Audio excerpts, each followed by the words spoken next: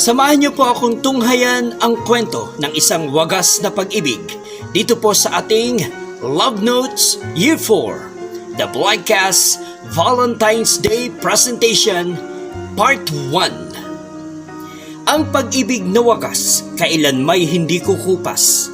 Isang pangalan ang sasambitin bawat oras at siya lamang ang pipiliin hanggang wakas. Episode title, Wagas na Pag-ibig.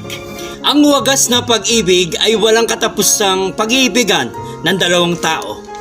Ngunit alam naman natin na ang lahat ay may hangganan dahil hindi habang buhay ay nasa atin ang ating buhay. Ikaw hanggang kailan mo mamahalin ang taong hindi mo na kailanman makakapiling? Nahihirapan na ako, Eddie. Huwag mo na sanang dagdagan pa yun. Dahil nga sa kalagayan noon ni Clara ay mas pinili ko na lamang na manatili ng Cebu upang alagaan siya.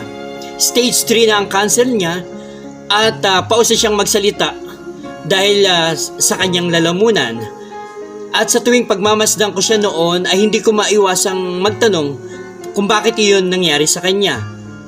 Gayong napakabuti naman niyang tao. Napakahirap para sa akin na nakikita ko ang kalagayan niya na wala man lamang ako magawa.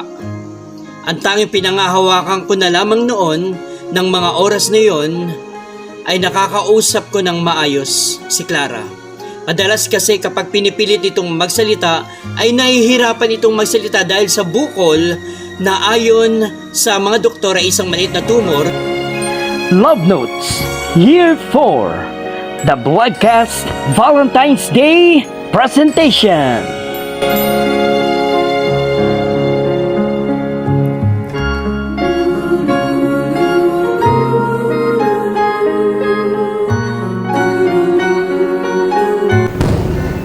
Aim High 2024